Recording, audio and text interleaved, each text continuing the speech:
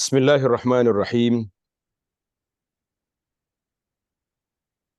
Alhamdulillahi rabbil alamin. Wa bihi nasta'in ala umurid dunya waddin. Wassalatu wassalam ala al-mab'uthi rahmatan lil alamin. Nabiyyina wa habibina wa qudwatina Muhammad ibn Abdillah wa ala alihi wa sahbihi wa man sar ala nahjihi wa ihtada bihadihi wa istanna bisunnatihi ila yaumiddin. Amma ba'du. Yang dihormati Saudara Khairul selaku moderator pada malam ini, semua pengurusan Lokal Ihsan, muslimin dan muslimat, para pencinta ilmu sekalian, Assalamualaikum warahmatullahi wabarakatuh. Alhamdulillah, syukur kita kepada Allah Azza wa Jalla pada hari ini 27 Oktober 2023 kita dapat meneruskan pengajian kita dalam tafsir surah Ali Imran. Surah Ali Imran, ayat yang kita akan baca bermula dari ayat 146. Surah Ali Imran bermula ayat 146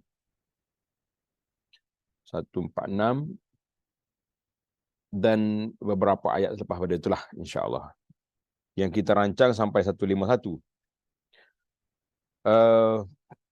Dalam ayat-ayat yang kita akan baca ini beberapa perkara yang akan diperbincangkan, yang Allah Ta'ala sebut kepada kita, yang kita akan baca, iaitu sahabat Nabi yang sangat setia dalam peperangan dan juga di luar peperangan, doa teguh pendirian khususnya dalam menghadapi ancaman musuh ataupun di saat menghadapi ujian, dan orang kafir mengalah dalam ghazwah Uhud. Nampak menang tapi kalah.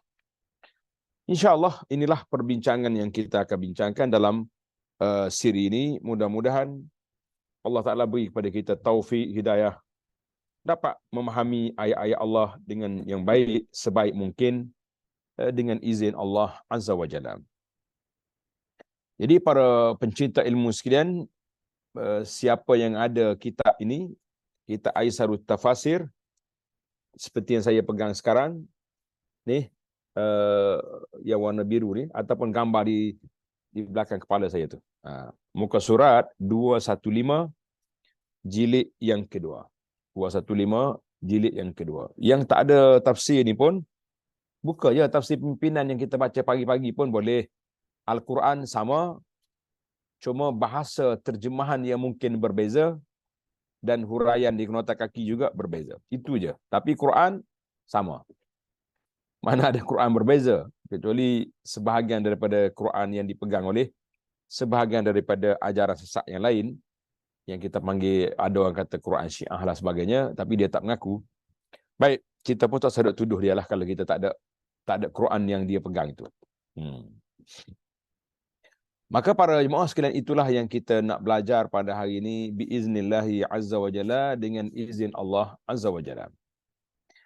Yang pertama, seperti biasa, anda akan baca satu ayat, kemudian kita pergi pada terjemahan ayat, kemudian kita langsung pergi ke penjelasan kata, supaya tak jauh. Tidak jauh. Setiap perbincangan kita tu dekat je dengan kita, supaya orang panggil mudah dipahami. Mudah dipahami, insya-Allah. Baik, ayat yang pertama dalam siri ini iaitulah bermula ayat 146. A'udzu billahis samii'il 'aliim minasy syaithaanir rajiim. Wa ka'ayyin min nabiyyin qatala ma'ahu ribbiyun katsir. فما وهنوا لما أصابهم في سبيل الله وما ضعفوا وما استكانوا والله يحب الصابرين. Dan berapa banyak nabi, Kalau bahasa kita, bahasa Malaysia, berapa ramai. Wa ka'ayyin min nabiyyin, berapa ramai nabi yang berperang bersama-sama mereka sejumlah besar dari pengikutnya, umatnya, ashab dia, hawari dia yang bertakwa. Makna orang ni orang mantap pegangan mereka. Mereka tak akan lari sekali-kali. Mereka tidak menjadi lemah kerana bencana yang menimpa mereka pada jalan Allah, dan tidak lesu dan tidak pula menyerah kepada musuh. Dua-dua tak belaka. Mengaku kalah pada musuh tidak, dan lain-lain lagi. Allah menyukai orang-orang yang sabar. Dalam ayat ini, para pencinta ilmu Al-Quran sekalian, kita pergi kepada perkata ataupun penjelasan kata. Wa ka'ayyin min nabiyyin, wa ka'ayyin min nabiyyin, wa ka'ayyin, banyak sekali, ramai sekali. Yang ada tulis, yang ada apa ni kitab tu, tulis sendirilah, tulis sendiri bahasa Malaysia. Bahasa Malaysia tak guna orang banyak, orang ramai. Ramai sekali nabi-nabi. Wa ka'ayyin, ramai sekali nabi-nabi. Pasal itulah ulama bahasa kata ka'ayyin asluha ay, alaiha kaf at-tashbih, ka'ayyin, ka'ay, ma'ha wa buniyat ma'ha fasarat mislu kam, lidilalati ala taksir, lidilalati ala taksir, menunjukkan banyak. Ka'ayyin. Itu dah sudut bahasa lah. Kita nak belajar juga bahasa Arab kan. Jadi kita belajarlah sikit-sikit. Nak belajar banyak kan, lari punya dia punya channel ni. Jadi bahasa pula, kita nak ambil tafsir. Allah. Ka'ayyin ditafsirkan seperti lafaz kam, sehingga maknanya menunjukkan jumlah yang banyak. Jumlah yang banyak, makna kuantiti yang banyak. Makna kam. Wa ka'ayyin, berapa ramai nabi-nabi. Itu maksud dia. Ribbiyun sama dengan rabbaniyun. Ribbiyun sama dengan rabbaniyun, yakni para ulama, orang-orang saleh, orang-orang yang bertakwa, wal ubad, dan ahli-ahli ibadat. Itu dia panggil ribbiyun. Ribbiyun ni kalau orang putih dia panggil apa ke tok guru dia, ke orang putih ni. Ini ribbiyun. Perkataan ribbiyun ada 3 lughat. Perkataan ribbiyun ada 3 bahasa. Yang kita baca sekarang dengan baris bawah, ribbiyun wa apa ini wa dhammiha, boleh juga dengan rubbiyun, wa fathiha rabbiyun. Wa humul jama'atul katsirah, maknanya bilangan yang ramai. Wal wahidu ribbi. Wal wahidu ribbi, rubbi, wa ma zakarna fihi fi tafsir huwal haq. Ribbiyun. Naknya ribbiyun. Baiklah. Fama wahanu lima asabahum, mereka tidak lemah sehingga meninggalkan peperangan, dan tidak pula jatuh semangat disebabkan musibah yang menimpa mereka. Ada yang terbunuh dan ada yang terluka. Ada yang terbunuh, ada yang terbuka. Ada yang terbunuh, ada yang terbuka. Wa mastakanu, mereka tidak merasa hina dan menyerah kepada musuh-musuh mereka. Mereka tak rasa hina dan menyerah pada musuh. Awama khada'u wala zullu li'aduhim, mereka tidak lemah, tak tunduk dan tidak hina di hadapan musuh-musuh mereka. Maknanya orang ni orang pejuang. Baik, itu ayat yang pertama. Ayat yang kedua dalam siri ini, ayat 147. Wa ma kana qawlahum illa an qalu rabbana ighfir lana dhunubana ربنا اغفر لنا ذنوبنا وإسرافنا في أمرنا وثبت أقدامنا وثبت أقدامنا وانصرنا على القوم الكافرين. Tidak ada doa mereka melainkan ucapan dengan ni. Doa pejuang-pejuang Islam di kalangan para sahabat Nabi kita ataupun hawari Nabi-Nabi yang terdahulu. Orang-orang Islam. Apa doa mereka? Tanda tuan. Pelajar-pelajar pencinta ilmu tanda permohonan yang pertama, Rabbana ghfir lana zunubana, wahai Tuhan kami, ampunilah dosa-dosa kami. Satu, kita minta ampun dosa. Wa israfana fi amrina, dan tindakan-tindakan kami yang berlebih-lebihan dalam kehidupan ini. Dua. Tiga, wasabbit aqdamana, dan tetapkanlah pendirian kami. Empat, wansurna 'alal qaumil kafirin, dan tolonglah kami terhadap kaum yang kafir. Tolonglah kami terhadap kaum yang kafir. Ini ayat ini Allah SWT ajar kepada kita orang-orang yang berperang bersama dengan Nabi, mana para sahabat yang setia. Inilah permohonan mereka. Rabbana ghfir lana dzunubana. Satu. Wa israfana fi amrina. Dua. Wa tsabbit aqdamana. Tiga. Wansurna 'alal qaumil kafirin. Empat. Jadi para jemaah sekalian, ambil ayat ini, jadikan doa. Doa ini kita sangat perlu sekarang. Kita perlu pada keampunan Allah. Kita perlu Allah maafkan keterlanjuran kita. Kita perlu Allah Ta'ala tetapkan kaki kita di atas jalan yang benar, alal haqqi wa alal sunnati. Dan kita perlu Allah Ta'ala bantu kita untuk mengalahkan kaum yang kafir, kaum yang menentang Islam, termasuk juga kaum-kaum yang menentang sunnah Nabi sallallahu alaihi wasallam. Tengok penjelasan kata.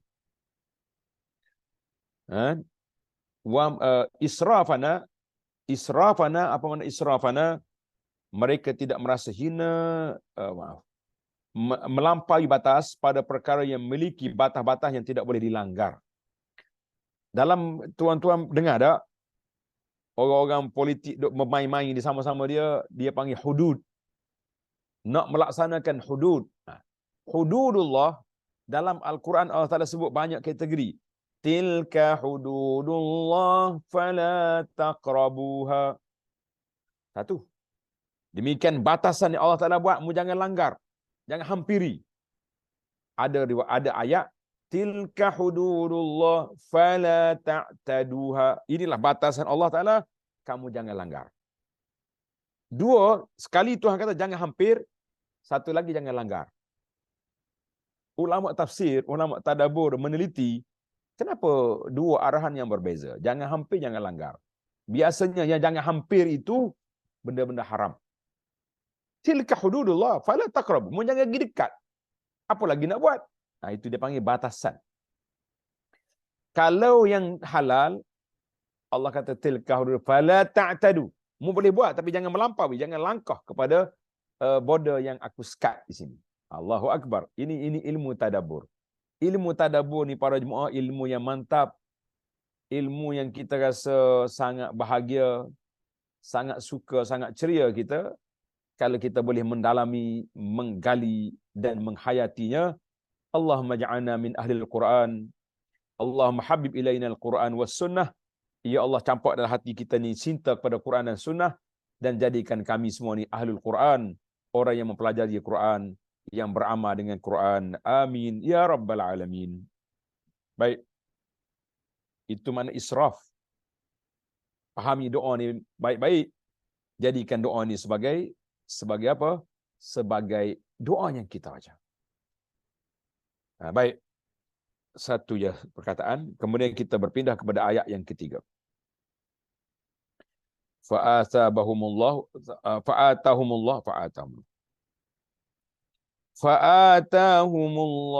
sawabad dunya wa husna sawabil akhirah.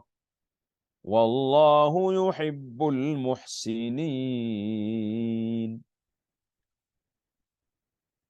Fa'atahumullah, itu ayat yang ketiga. Kerana itu Allah Ta'ala memberikan pahala di dunia dan pahala yang baik di akhirat. Dan Allah menyukai orang-orang yang berbuat kebaikan. Alhamdulillah. Tengok dalam ayat. Fa'atahumullahu thawabad dunya. Allah Ta'ala memberikan kepada mereka pahala di dunia berupa kemenangan, kemenangan dan mengalahkan musuh, dan ghanimah, mendapat harta rampasan perang. Kan itu orang pergi berperang dia nak dua perkara. Imman nasru, kemenangan. Sudah pasti kalau dah menang dia akan dapat harta tawanan, harta rampasan. Yang kedua dia nak apa dia? Asy-syahadah, nak mati syahid. Orang pergi berperang itu je dua yang dia minta. Sama ada dia mati syahid atau dia balik dengan kemenangan. Mereka tak nak kalah. Itu dia panggil thawabad dunya. Thawabad dunya wa husna thawabil akhirah, dan pahala di akhirat lagi besar. Al-muhsinin, siapa muhsinin dalam ayat ini? Siapa dia muhsinin? Orang yang memperbaiki niatnya sehingga mereka ikhlas kerana Allah Azza wa Jalla. Dia panggil darajatul ihsan, darajatul ikhlas. Darajatul ihsan iaitulah darajatul ikhlas, orang yang ikhlas melakukan ibadat kerana Allah semata-mata,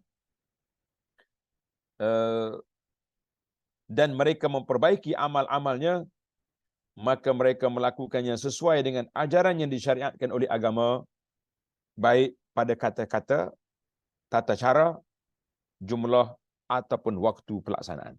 Jadi semua benda, semua yang perbuatan dia buat, dia ikut apa yang diredai oleh Allah Azza wa Jalla. Mereka tak akan buat benda-benda yang dilarang oleh Allah Azza wa Jalla. Tamatlah kita terjemahan ayat dan memahami makna kalimat. Sekarang kita berpindah kepada mencari tafsir ayat. Makna ayat. Makna ayat 146, 148 ini, mazal as-siyaq fil hadis an ahdathi ghazwati Uhud. Itu dalam bunyi Arab, jangan jaga dah. Huraian ayat ini masih lagi dalam rangkaian pembicaraan mengenai peristiwa-peristiwa dalam peperangan Uhud. Perang Uhud ni tak habis lagi. Tuan-tuan kena ingat, perang Uhud ni bila? Pada tahun yang ketiga, bulan Syawal tahun yang ketiga Hijrah. Ingatlah dia punya tu. Baru ni saya dah tunjukkan kitab sirah Nabi yang kita terjemahkan tu. Menarik buku tu. Walaupun dia pendek, ringkas, tetapi dia punya susunan tahun-tahun tu yang menarik. Alhamdulillah. Ayat ini melengkapi teguran Allah pada ayat-ayat terdahulu kepada orang-orang yang beriman di atas ketidaksabaran dan jatuhnya semangat jihad mereka sehingga mereka meninggalkan baginda Nabi sallallahu alaihi wasallam di tengah medan peperangan duduk bersendirian. Jadi Allah Taala nak uji mereka dua ujian.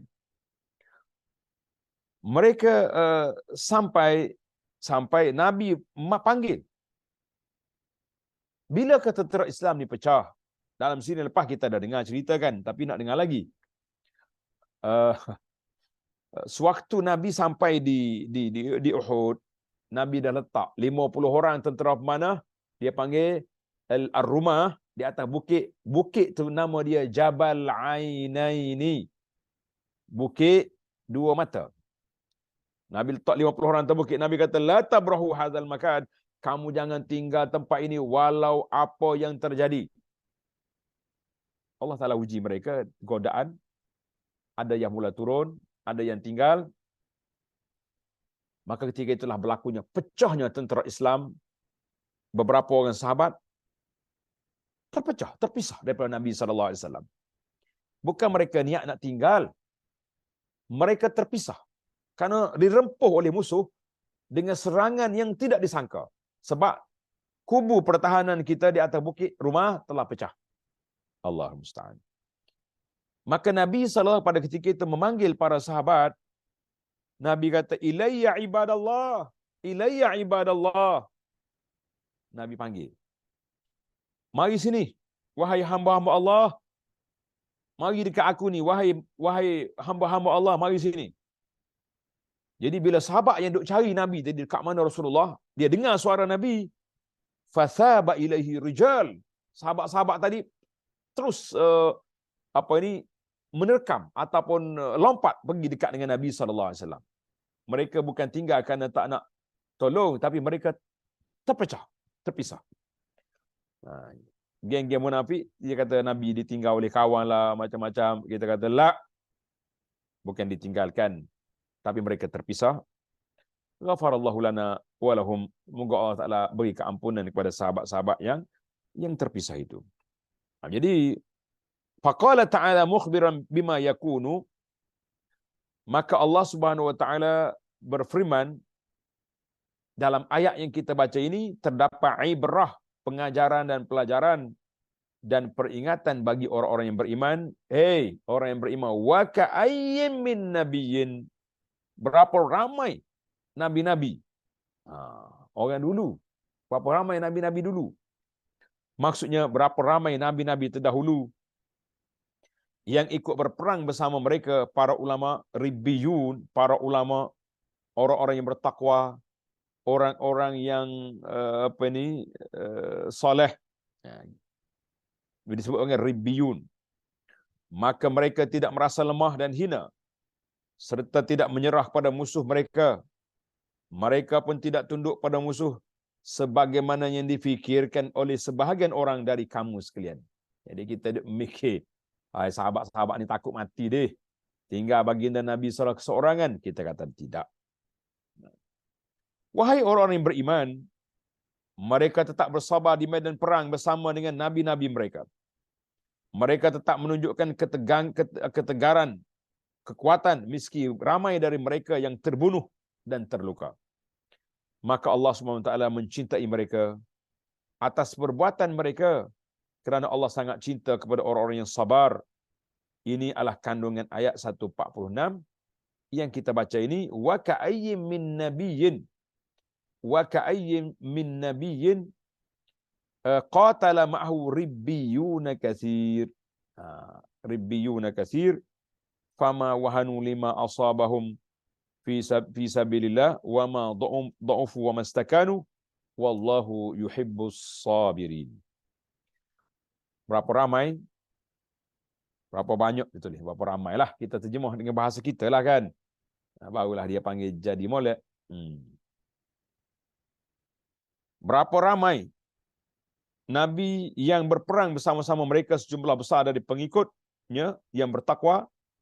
Mereka tidak menjadi lemah kerana bencana yang menimpa mereka pada jalan Allah, dan tidak lesu dan tidak pula menyerah kepada musuh. Allah mencintai orang-orang yang sabar. Surah Ali Imran ayat 146. Baik, pada ayat yang berikutnya Allah Ta'ala memberitahu tentang sikap dan keadaan kaum Rabbiyun itu ketika mereka sedang berjihad. Mereka berdoa kepada Allah Azza wa Jalla. Allahumma ja'alna minhum ya Allah. Jadikan kami ini orang yang sabat dalam perjuangan, menegakkan Quran, menegakkan sunnah, menyampaikan Islam kepada masyarakat. Amin ya rabbal alamin. Maka Allah kata, wa ma kana qaulahum illa an qalu, tidak adalah doa mereka selain ucapan Rabbana ighfir lana dzunubana wa israfana fi amrina wa tsabbit aqdamana wansurna 'alal qaumil kafirin, seperti yang telah kita baca tadi, kita belajar tadi. Baik. Itu dia panggil ayat. Jadi ayat ini dikaitkan dengan peristiwa-peristiwa perang Uhud adalah seolah-olah Allah berfirman kepada orang mukmin, macam Allah Ta'ala bagi tahu kepada orang mukmin, mengapa kamu tidak seperti mereka? Orang dulu sabat, tegak pendirian, tak tinggal Nabi. Kenapa kamu tak jadi macam mereka? Dan kamu mengucapkan seperti ucapan indah mereka, yang berisikan ungkapan doa yang tulus kepada Allah Azza wa Jalla dengan memohon keampunannya atas dosa-dosa mereka, baik dosa kecil maupun dosa besar, yang sering kali menjadi faktor kekalahan dan kemunduran sebagaimana yang terjadi pada kamu, wahai orang-orang yang beriman. Jadi ayat ini lebih kepada sindiran Allah Ta'ala kepada sahabat Nabi yang berpecah dalam peperangan Uhud. Allahu Akbar. Tidak ada ungkapan yang terbaik yang mereka diucapkan oleh kaum Ribiyun selain daripada doa, wahai Tuhan kami, ampunilah dosa-dosa kami dan tindakan-tindakan kami yang berlebih-lebihan dalam urusan kami, dan teguhkanlah pendirian kami dan tolonglah kami terhadap kaum yang kafir. Dengar ni. Maka dalam doa ini, tengok nota kaki, Imam Muslim rahimahullahu taala meriwayatkan dalam kitab sahihnya dari Abu Musa al-Asy'ari radhiyallahu anhu bahawa Nabi SAW berdoa dengan doa berikut ini. Dekat-dekat lah. Dekat dengan ayat Quran tadi. Ikut semua. Mudah-mudahan sekali kita amal dengan doa Nabi ni. Allahumma ghafirli khati'ati wa jahli wa israfi fi amri wa ma anta a'lamu bihi minni. Ya Allah, ampunkanlah aku atas kesalahanku, kebodohanku, dan tindakan berlebihanku dalam urusanku, dan segala kesalahan yang engkau lebih tahu tentangnya daripada aku. Ini merupakan ungkapan kerendahan hati dan ketawaduan yang besar dari baginda Nabi sallallahu alaihi wasallam. Nabi tak berdosa. Dia maksum, tapi dia berdoa macam dia orang berdosa. Sebab Nabi nak didik kita. Nabi nak ajar kita yang memang confirm kita berdosa, tapi tak mahu mengaku juga jadi berdosa. Ini yang kita bimbang hari ini para jemaah sekalian. Jadi mereka memohon keampunan kepada Allah atas dosa-dosa mereka dan minta keteguhan dalam pendirian mereka di tengah medan pertempuran, supaya mereka tidak goyah dan mundur, serta mereka memohon pertolongan dan kemenangan atas orang-orang kafir yang memusuhi Allah dan orang-orang yang beriman. Maka Tuhan mereka, Allah Ta'ala, mengkabulkan doa permohonan mereka, dan mereka pun diberi pahala di dunia berupa kemenangan dan kejayaan, dan pahala akhirat yang baik di akhirat berupa keredaan Allah Azza wa Jalla yang menaungi mereka sementara mereka hidup di syurga, negeri orang-orang yang bertakwa, orang yang baik-baik. Begitulah kandungan ayat 148 yang Allah Ta'ala sebut, fa'atahumullahu sawabad dunya wa husna sawabil akhirah wallahu yuhibbul muhsinin. Allahumma ja'alna minal muhsinin. Ya Allah, jadikan kami ini orang-orang yang muhsin, orang-orang yang ikhlas dalam perjuangan, dalam kerja buat yang kita lakukan. Amin ya rabbal alamin. Baik. Pelajaran yang dapat kita ambil daripada ayat ini, apakah pelajaran yang dapat kita ambil? Hidayatul ayat. Pelajaran yang dapat kita ambil daripada ayat ini, yang pertama, at-targhib, anjuran, galakan untuk meneladani orang-orang yang saleh dalam keimanan, jihad, kesabaran, dan ucapan baik mereka. Jadi kita kena iktisab, maknanya mencontohi. Kita buat contoh pada orang yang baik-baik. Allah Ta'ala sebut orang yang baik, orang yang berjuang, orang yang berdoa minta sabat. Jadi kita juga ikut mereka. Kita jadikan ini doa kita, dan kita berjuang menegakkan Islam dalam diri, dalam keluarga, dalam masyarakat, dan insya-Allah sampai ke dalam negara. Amin ya rabbal alamin. 2. Keutamaan bersabar dan berbuat baik, ihsan, kerana Allah Subhanahu wa taala sangat senang kepada orang-orang yang bersabar dan berbuat baik. 3. Keutamaan menyibukkan diri dengan berzikir dan berdoa di saat turunnya musibah dan kesulitan hidup. Ingat molek ni. Jadi kita ni bila susah, terlupa baca Quran, terlupa nak berzikir, terlupa. Yang kita ingatnya apa dia? Yang kita ingat Facebook, duduk mengadu di Facebook ya, cerita sana, cerita sini, entah apa yang berlaku kepada diri kita. Habis kita report, habis kita lapor, kita lupa nak lapor kepada Rabbus samawati wal ardi, Tuhan yang penguasa langit dengan bumi, yang mampu menghilangkan kesusahan kita. Allahu Akbar. Jadi kan, tengok nota di bawah kata, teladan kita adalah Rasulullah sallallahu alaihi wasallam, yang apabila baginda mengalami permasalahan yang besar, maka baginda segera melakukan solat. Ini punca besar pertolongan Allah Azza wa Jalla. Salat merupakan bentuk yang paling konkret dan jelas untuk mengingat berzikir kepada Allah. Salah satu ungkapan zikir yang disyariatkan ketika terkena musibah adalah ucapan inna lillah wa inna ilaihi raji'un. Itulah ucapan kita. Itu lebih jauh, lebih utama, berguna daripada keluh kesah. Jadi zikir, ingat pada Allah Ta'ala, baca-baca doa ni lebih baik, lebih utama daripada sikap keluh kesah dan memperlihatkan sikap menyesali diri dan meminta belah kasihan makhluk.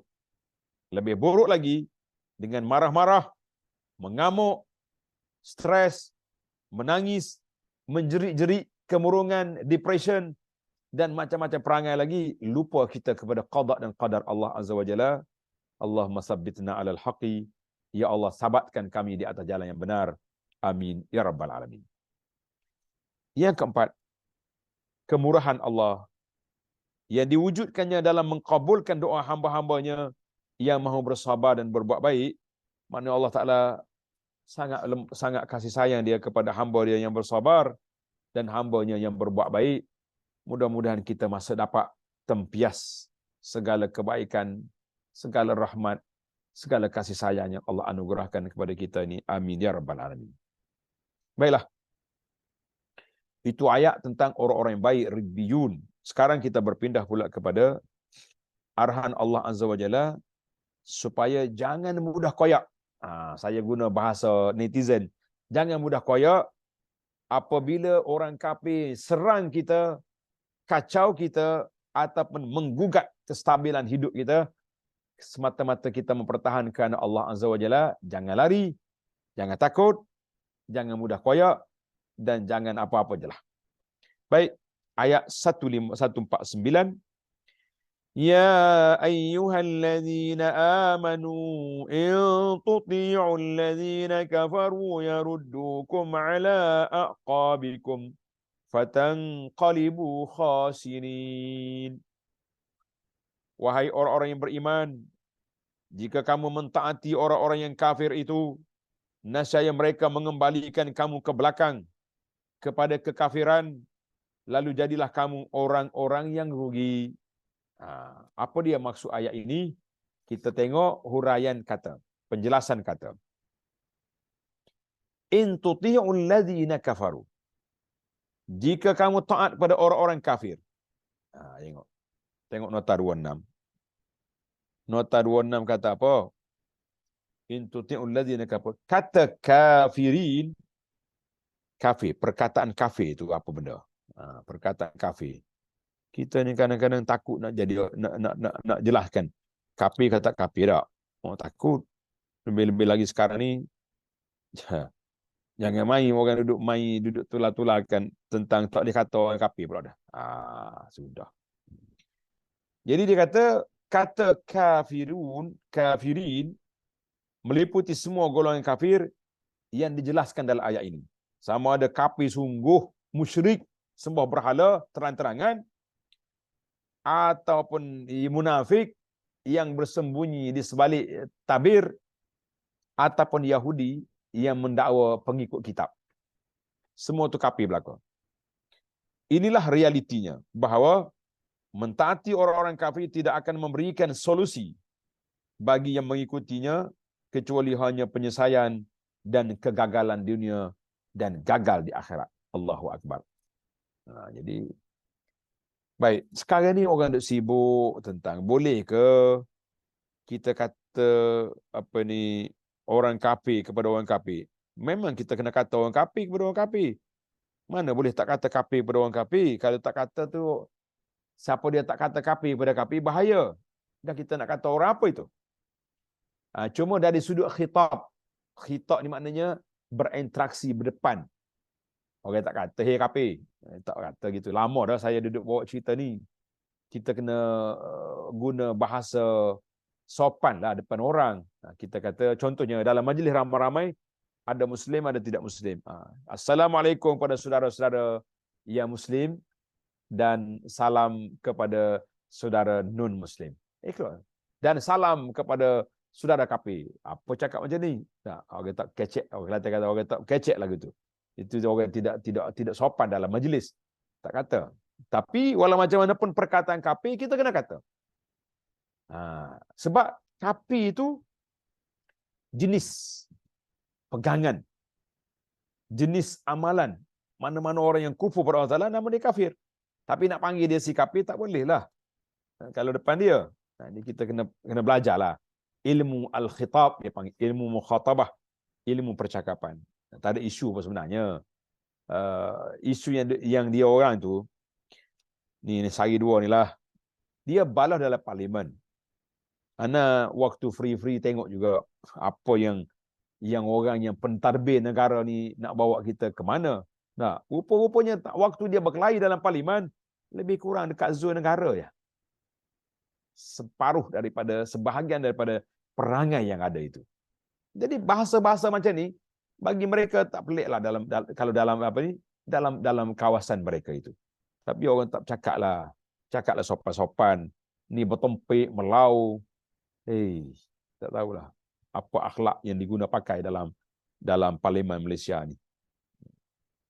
Saya tak tuju pada siapa-siapa. Saya kata orang dalam tu yang bercakap. Baik, balik semula kepada intuti'ul ladzina kafaru. Punca melilau kita keluar kawasan ni sebab perkataan kafir tadilah.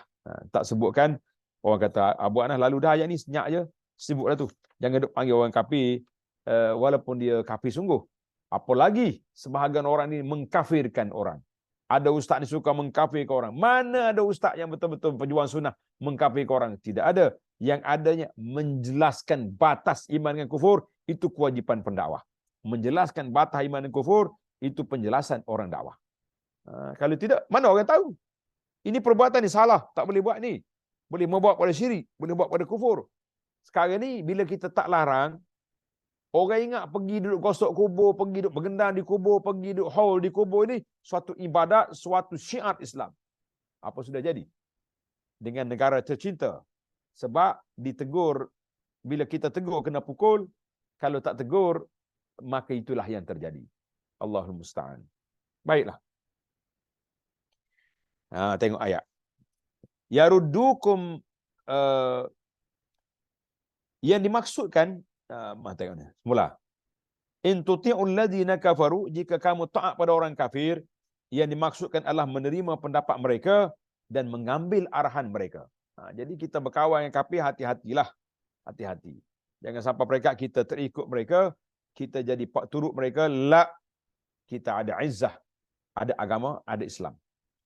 Yarudukum ala aqabikum, mereka mengembalikan kamu kepada kekafiran sesudah kamu beriman. Na'udzubillah. Khasirin, kehilangan segala kebaikan di dunia. Mana khasirin dengan mana kamu akan rugi.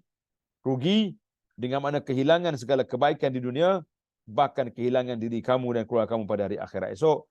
Semua kebaikan yang dibuat oleh orang ni, kalau dia kafir, dia syirik, dia murtad, maka dia akan hilang semua pahala-pahala yang dia buat. Ni orang kafir-kafir yang baik-baik ni. Tadi kata tak disebut orang kafir. Tadi apa ni?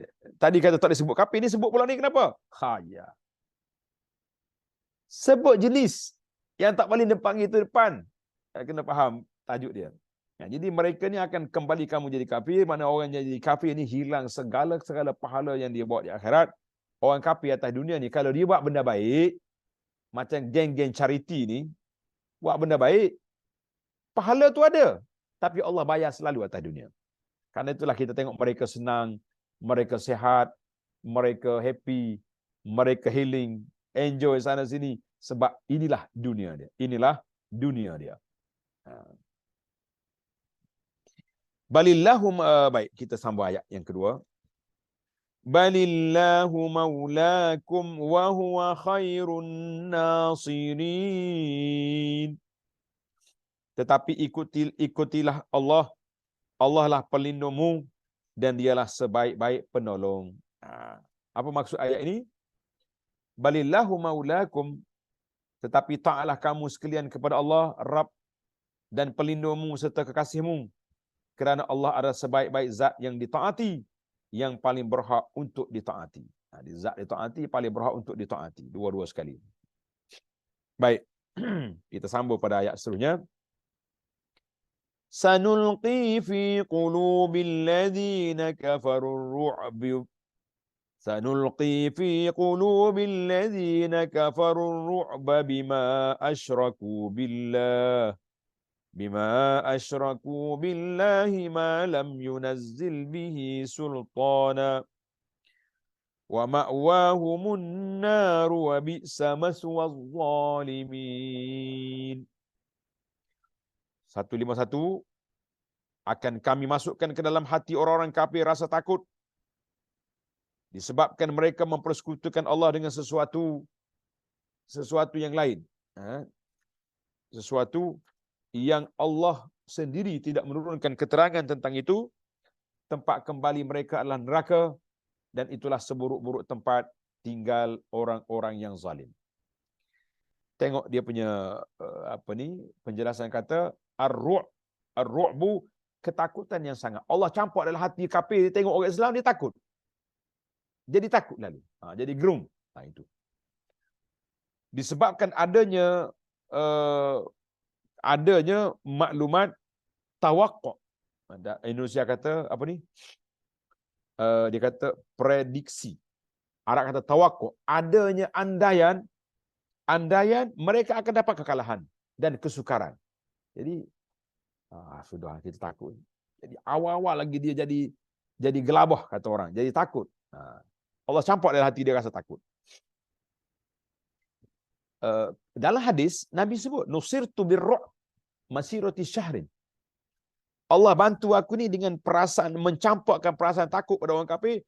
Sebulan nak jumpa tu dah takut dah. Itu mukjizat Nabi sallallahu alaihi wasallam. Ma'wahum, tempat kembali mereka, maqarru iwaihim, tempat tinggal dan persinggahan mereka, itu dipanggil ma'wahum. Bukan ma'wa budak-budak mengorak ni, ma'wa dah.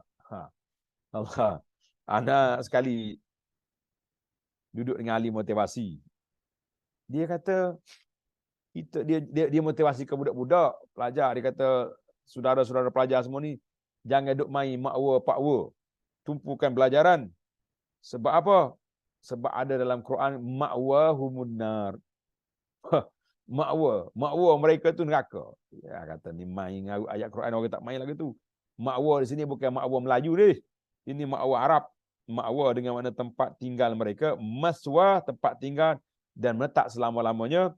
Az-zalimin, orang-orang yang zalim di sini ialah orang yang musyrik, yang taat kepada selain Allah dan mereka menyembah Tuhan selain dari Allah. Itulah kata di para ulama, kezaliman yang paling besar sekali syirik pada Allah Azza wa Jalla. Mana dalil? Dalil kata-kata Sayyidina Luqman dalam Quran, inna syirka la zulmun azim. Inna syirka la zulmun azim. Sesungguhnya syirik itu kezaliman yang besar. Duduk di mana? Duduk di syirik. Na'udzubillah. Baiklah. Para pelajar sekalian, masa kita sangat laju. Kita tamatkan pada waktunya insya-Allah. Makna al-ayat. Makna 3 ayat yang kita baca ni. Mazal as-siyaq fi ahdasi ghazwati Uhudin. Susunan ayat ini masih dalam rangkaian pembicaraan mengenai perang Uhud. Diriwayatkan bahawa ada sebahagian orang-orang munafik, tak kala melihat kekalahan orang-orang beriman di Uhud, ramai yang mati, 70 orang mati syahid, dia berkata kepada kaum mukmin, kembalilah kalian kepada agama kamu yang asal dulu dan kepada kawan-kawan kamu orang-orang musyrik. Aku rasa agama Muhammad ni tak betul. Kalau betul takkanlah sampai 70 orang mati. Pak saudara dia sendiri, Hamzah mati. Terburai perut dia. Baiklah kau balik cepat-cepatlah. Mari kita balik semula ke pangkal jalan, kata orang. U-turn balik. Seandainya Muhammad seorang kita kata sallallahu alaihi wasallam, seorang nabi, pastilah dia tidak terbunuh. Dan ucapan orang-orang munafik lainnya yang mereka katakan pada saat-saat sulit seperti itu, yang akhirnya menyebabkan turunnya panggilan ilahi kepada orang yang beriman, yang menyerukan agar mereka meningkatkan kewaspadaan untuk tidak mengikuti usulan, cadangan dari orang-orang kafir. Maka Allah Ta'ala peringat kepada orang beriman, ya ayyuhalladzina amanu, wahai orang yang beriman, in tuti'ul ladzina kafaru, kalau kamu taat dengan nasihat, dengar dia punya cadangan, puak-puak kafir, kafir ini masuk semua 3 kategori, kafir tulen, kafir munafik, Yahudi, yaruddukum ala aqabikum fatanqalibu khasirin, nascaya mereka mengembalikan kamu ke belakang kepada kekafiran, lalu jadilah kamu orang-orang yang rugi. Ini dia panggil, ada apa dia panggil munasabah. Wajhul munasabah di antara ayat ini dengan ayat yang lalu, apa dia? Dengar ni. Menarik ni. Dia panggil ilmu munasabah. Dia panggil korelasi itu munasabah. Antara ayat ini dengan ayat sebelumnya, bahawa sesudah Allah Ta'ala memerintahkan orang-orang yang beriman agar meneladani orang-orang yang soleh daripada pengikut Nabi-Nabi terdahulu, seperti bersabar dan mengharapkan redha Allah, maka dalam ayat ini Allah mengingatkan mereka agar berwaspada untuk tidak mengikuti orang-orang kafir dan menerima cadangan dan idea-idea mereka, kerana hal ini akan membawa kepada kekafiran dan menimbulkan keraguan selama-lamanya, kerugian selamanya. Jadi jangan ikut. Baik. Itu ayat yang disebut di atas tadi. Baiklah. Jadi kalau mengikut puak kafir, kamu akan rugi. Tidak diragukan lagi bahawa orang-orang kafir mengajak orang-orang yang beriman untuk mentaati mereka dengan melaksanakan cadangan-cadangan mereka yang nampak luarnya seolah-olah nasihat yang membangun, yang membina, tetapi sebetulnya itu berisi penipuan dan penipuan dan permainan yang cukup berbahaya. Nampak macam baik, tak? Itu dia panggil sebenarnya penipuan yang ada itu. Penipuan yang ada. Penipuan dan al-khadi'ah. Khadi'ah ni kelicikan. Samalah nipu belaka jahat. Kerana itu Allah Ta'ala melarang orang beriman mentaati orang-orang kafir. Larangan ini meskipun sebab turunnya terkait dengan sesuatu keadaan khusus, tetapi larangan ini berlaku secara menyeluruh bagi kaum muslimin. Mana asalnya turun pada sahabat Nabi dululah, ketika perang Uhud. Tapi ulama tafsir kata al-ibratu bi umumil lafzi la bi khususis sabab. Jadi kita ambil kira umum, bukan ambil kira sabab. Maka larangan ini berlaku secara menyeluruh bagi kaum muslimin sepanjang masa sampai hari kiamat. Sehingga haram hukumnya orang Islam mentaati orang-orang kafir, baik dari golongan ahli kitab ataupun orang lain, dalam masalah apapun yang mereka usulkan atau perintahkan. Sesiapa yang mentaati orang-orang kafir, maka mereka akan menariknya kepada agama mereka, dan kemudian ia akan merugi di dunia dan akhiratnya. Na'udzubillah, kita minta berlindung Allah Ta'ala daripada kerugian dunia, lebih-lebih lagi rugi di akhirat. Demikianlah kandungan ayat 149. Sedangkan ayat 150 berisi perintah Allah Ta'ala agar orang-orang beriman taat kepadanya. Allah kata, taat kepada aku. Sebab Allah lah yang paling berhak untuk ditaati, kerana dia adalah Rabb yang melindungi dan menolong mereka. Kerana itu Allah lebih berhak untuk dituruti perintah-perintahnya daripada orang-orang kafir. Firman Allah Ta'ala, balillahu maulakum, tetapi ikutlah Allah, dialah pelindung kamu. Allah sebagai penolong dan pelindungmu. Kerana itu taatilah Allah, dan jangan kamu turuti kemahuan musuh-musuh Allah. Jika kamu sekalian menginginkan kemenangan dengan menuruti kemahuan orang-orang kafir, itu tidak benar. Sebab Allah lah sebaik-baik zat yang memberi pertolongan dan kemenangan. Kerana itu kamu harus memohon kemenangan kepada Allah. Kamu harus di sini dengan makna mesti memohon pertolongan, memohon kemenangan kepada Allah dengan mentaati perintahnya, nescaya dia akan menolong kamu. Pada ayat 151 dijelaskan bahawa ketika orang-orang beriman hendak melaksanakan perintah-perintah Tuhan mereka dan tidak menuruti kemahuan orang-orang kafir, maka Allah Ta'ala pun menjanjikan kepada mereka bahawa dia akan memasukkan rasa takut dan gentar ke dalam hati-hati kafir. Jadi imbahlah, Dia kata akan jadi. Orang kafir akan takut. Tengok ni. Tengok nota di bawah. Rasa takut ini menguasai hati-hati kaum kafir. Turunnya ayat ini adalah untuk menangkis anggapan Abu Sufyan yang berkeinginan untuk kembali menyerang kota Madinah di tengah perjalanan pulang dari perang Uhud. Bila dia salah langkah. Dia tak habis lagi perang. Uhud, patut kalau dia lanjut terus, boleh jadi dia menang. Dia tengok ramai orang Islam mati dan syaitan pula telah mengisytiharkan Nabi kita wafat sallallahu alaihi wasallam, maka Abu Sufyan rasa relax. Dia balik pergi sampai ke Hamraul Asad. Sekarang ni kalau kita pergi Madinah, kita keluar selepas daripada Miqat Zulhulaifah tu pergi, ada satu masjid tengah jalan tu, nama dia Hamraul Asad. Sampai situ Nabi kita suruh sahabat ni kejar. Pergi tengok. Sampai situ Abu Sufyan lari balik ke Mekah. Nabi kata selamat dah, tamatlah peperangan. Tapi Abu Sufyan dalam perjalanan tu rasa macam nak U-turn balik. Sebab rugi kita tak lanjut terus. Akan tetapi Allah Ta'ala menghalanginya dan memasukkan rasa takut dalam hatinya, maka dia pun meneruskan pulang ke Mekah.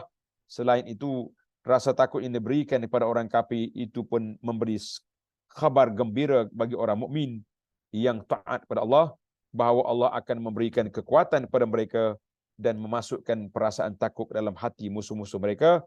Rasulullah sallallahu alaihi wasallam bersabda, hadis yang saya baca tadi, nusirtu birru'bi masyirati sahrin, aku diberi kekuatan oleh Allah dengan perasaan gentar kepada musuh sejauh perjalanan sebulan. Di awal-awal lagi sudah diberi pertolongan oleh Allah Azza wa Jalla, kita mengatakan Allahu Akbar. Ini pandangan yang terjadi. Kita kata alhamdulillah. Baik, tengok ayat. Sehingga tentera kaum mukmin mampu memerangi dan mengalahkan mereka dengan mudah bila dia takut. Jadi dia pun rasa nak balik Mekah. Mari mula pula. Allahu Akbar. Sebuah kemenangan yang kamu harapkan dan mengalahkan mereka dengan mudah, sebuah kemenangan yang kamu harapkan. Lalu Allah Ta'ala beri alasan mengapa dia masukkan rasa takut dalam hati orang-orang kafir, iaitu disebabkan mereka menyekutukan Allah Azza wa Jalla, syirik kepada Allah dengan Tuhan-Tuhan lain yang mereka sembah selain Allah, padahal Allah tidak pernah memberikan perintah ataupun kekuasaan kepada mereka untuk disembah.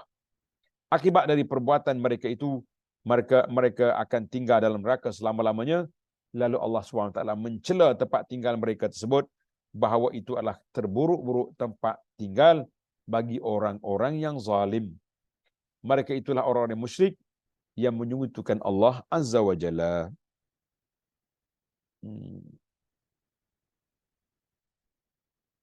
Baik. Kita pergi ke hidayatul ayat. Orang panggil apa ni? Faedah ayat ataupun pelajaran yang dapat diambil dari ayat 149, 151 yang pertama. Haram hukumnya taat dan mengikuti orang-orang kafir dalam keadaan tidak terpaksa. Adapun dalam keadaan terpaksa, kita dipaksa, dijajah contohnya, tak ada kuasa kita. Maka jika ia tidak tahan diseksaan mereka, maka diperbolehkan ia menuruti kehendak keinginan mereka dengan syarat hatinya tetap tidak suka, tetap dengan iman, tidak suka dan benci kepada perbuatan mereka itu. Hal ini sesuai dengan firman Allah Ta'ala dalam surah An-Nahl ayat 106, kan? Illa man ukriha wa qalbuhu mutmainnun bil iman. Illa man ukriha wa qalbuhu mutmainnun bil iman, kecuali orang yang dipaksa kafir padahal hatinya tetap tenang dalam beriman. Ini selamat. 2, naik atas balik. Penjelasan tentang alasan haramnya mentaati orang-orang kafir kerana perbuatan itu akan bawa pada kemurtadan. Keluar dari Islam, na'udzubillah. Jangan duduk ikut puak kafir, jadi murtad. 3, bukti kebenaran sebuah ungkapan, barang siapa Siapa man talaban nasra min ghairillah azallahu Allah.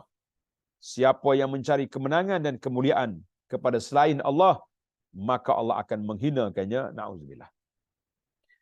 4.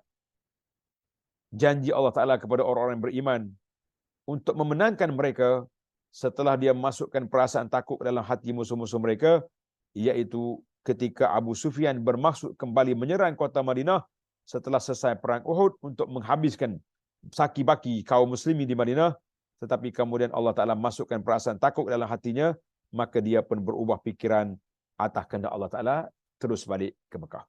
Alhamdulillah. Butlan kulli da'wah. Pembohongan setiap propaganda, bohongnya setiap propaganda yang tidak memiliki alasan dan hujah serta bukti-bukti yang kuat yang dinyatakan oleh Allah Azza wa Jalla dengan istilah sultan. Ma anzalallahu biha min sultan. Jadi apa dia as-sultan? Sultan dalam ayat ini dengan mana hujah. Hujah. Sebagai hujah, argumen yang kuat. Kerana kebenaran boleh dipercayai, diambil atas dasar hujah dan atas dasar as-sultan, kekuasaan. Dan penguasa disebut dengan nama sultan adalah menjadi petunjuk dalam mengangkat kebenaran dan mencegah kebatilan. Itu dipanggil sultan. Sebab hanya hujah yang kuatlah yang mampu membuktikan kebenaran, dan dengan hujah pula seorang boleh mendapatkan kebenaran itu, insya-Allah. Alhamdulillah, tamatlah secara ringkas-ringkas tafsir kepada ayat yang kita belajar dalam siri ini. Subhanakallahumma wa bihamdika asyhadu an la ilaha illa anta astaghfiruka wa atubu ilaik. Wa sallallahu ala nabiyyina Muhammad wa ala alihi wa sahbihi ajma'in. Walhamdulillahi rabbil alamin. Wassalamualaikum warahmatullahi wabarakatuh.